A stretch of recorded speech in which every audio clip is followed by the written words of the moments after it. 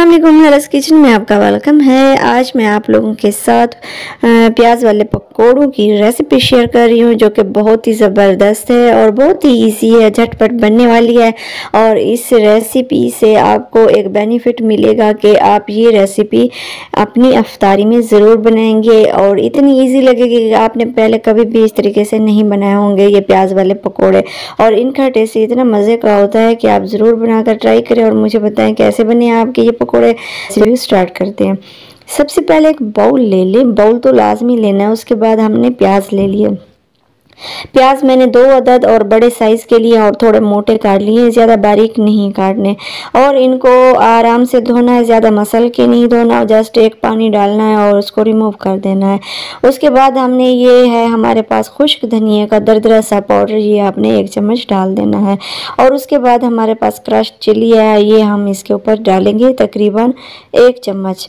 और उसके बाद ये हमारे पास लाल मिर्च का पाउडर, जिससे हमारा पकौड़ों का कलर भी अच्छा आएगा और टेस्ट भी अच्छा आएगा। उसके बाद आपने डाल देनी है थोड़ी सी हल्दी।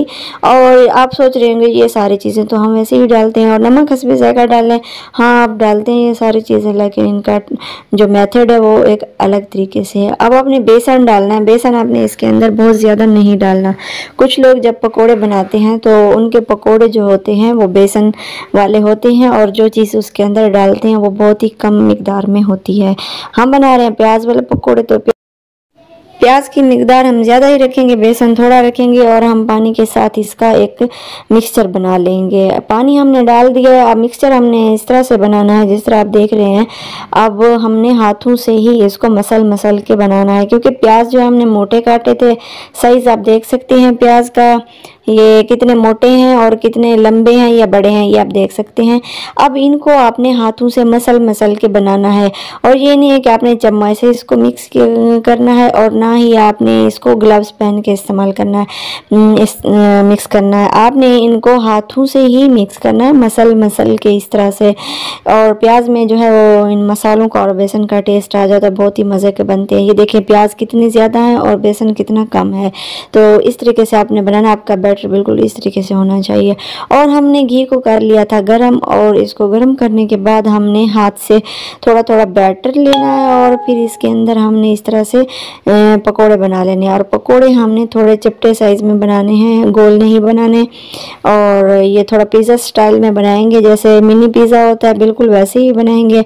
और इस पकोड़ों से जो है आपका दस्तरखान सजने वाला है। बहुत ही यम्मी और डिलीशियस पकोड़े हैं। आपने प्याज वाले पकोड़े जब भी बनाने हैं तो प्याज आपने ज़्यादा ही डालने हैं, और फिर आप जब इनको खाएंगे ना रायते के साथ या फिर केचप के साथ, तो क्या ही बात है।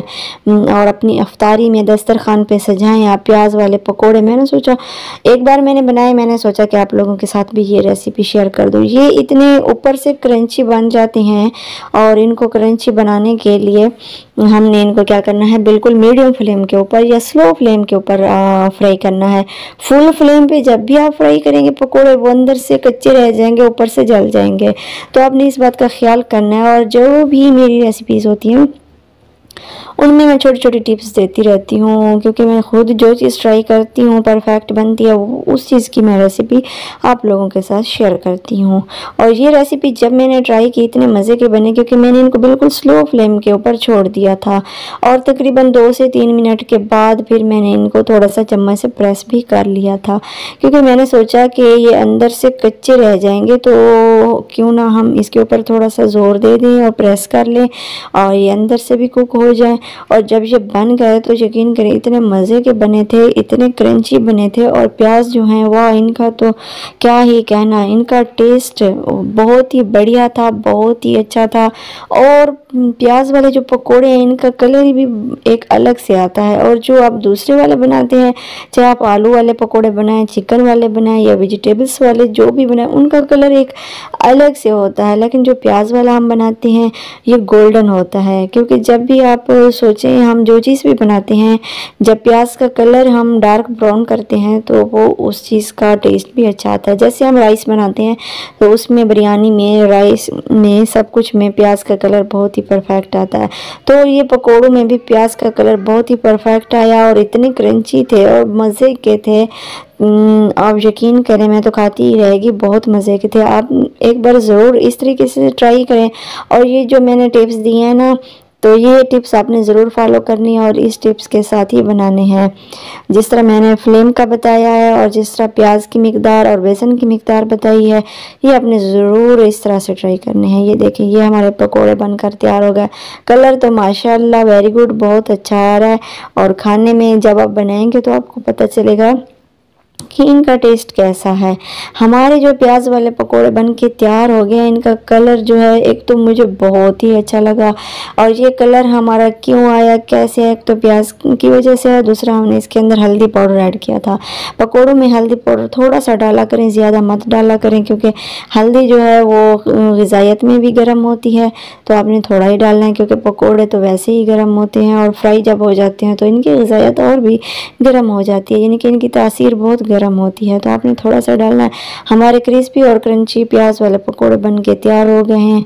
अब आप इनको खाएं, दस्तरखान पे इनको सजाएं, और अगर मेहमानों के आगे पेश करेंगे तो वो पूछेंगे इसकी रेसिपी, वो कहेंगे कि आपने किस तरीके से बनाए हैं, तो उनको मेरी ये रेसिपी शेयर कर दें ताकि वो भी ये वाली रेसिपी ट्राई करें। अपने दोस्तों के साथ ज़रूर शेयर करें। अभी जाना कहीं नहीं, आगे चलकर मैं आपको पकोड़ों की दूसरी रेसिपी देने वाली हूँ, तो आपने आगे वाली रेसिपी देखनी है।